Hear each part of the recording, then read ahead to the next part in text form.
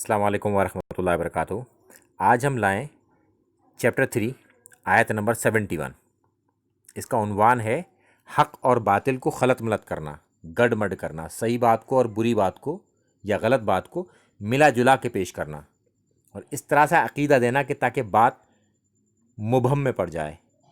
تاکہ لوگ اس بات کو سمجھ نہ پائیں۔ تو اللہ تعالیٰ ایڈریس کرتا ہے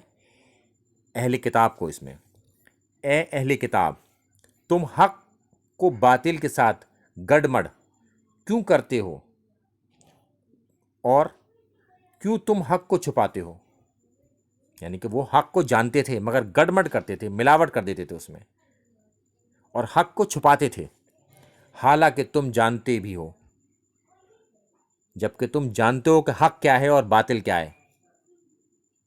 پھر بھی تم اسے چھپاتے ہو۔ اب لمحہ فکریہ ہمارے لیے بھی ہے، کیا ہم بھی ایسا کرتے ہیں کہ ہم کچھ باتوں کو چھپا لیتے ہیں اور کچھ باتوں کو پیش کرتے ہیں؟ جو باتیں ہمارے فرقے کو تقویت دیتی ہیں وہ تو ہم پیش کرتے ہیں،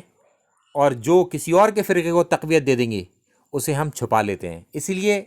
فرقے واریت کا رد کرنا بہت ضروری ہے حق بات کو ماننے کے لیے، کیونکہ جب ہم فرقے واری میں پڑے ہوں گے تو پھر ہمارے لیے حق کا قبول کرنا مشکل ہو جائے گا۔ مشکل اس لیے ہو جائے گا کہ ہمارے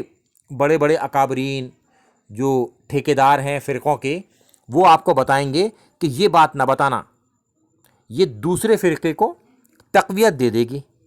اور ہمارے فرقے کو کمزور کر دے گی، لہٰذا اس بات کو چھپا جاؤ اور یہ دوسری والی بات بتاؤ۔ جب ہم بات کرتے ہیں نمازوں کے ضم کرنے کی،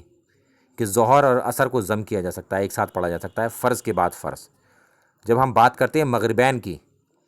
کہ مغرب اور عشاء کو ضم کرا جا سکتا ہے، مغرب کے فرض کے بعد عشاء کے فرض پڑھے جا سکتے ہیں، تو وہ کہتے ہیں کہ شیعہ کو تقویت دے گی،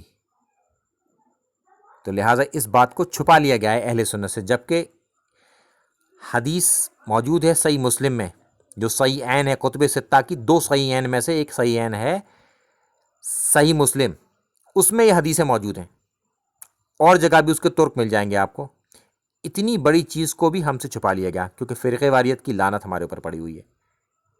کہ ایک فرقہ کمزور ہوتا ہے، دوسرا فرقہ طاقتور ہوتا ہے اگر پورا حدیث یا پوری حق بات بتا دی جائے، تو بس اب ہم آدھا حق یا آدھا سچ بتائیں گے اور آدھے کو چھپا لیں گے۔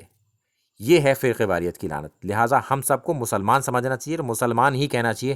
تبھی ہم پوری حق بات کو قبول کر پائیں گے اور باطل کو اس میں سے الگ کر پائیں گے۔ السلام علیکم ورحمۃ اللہ وبرکاتہ۔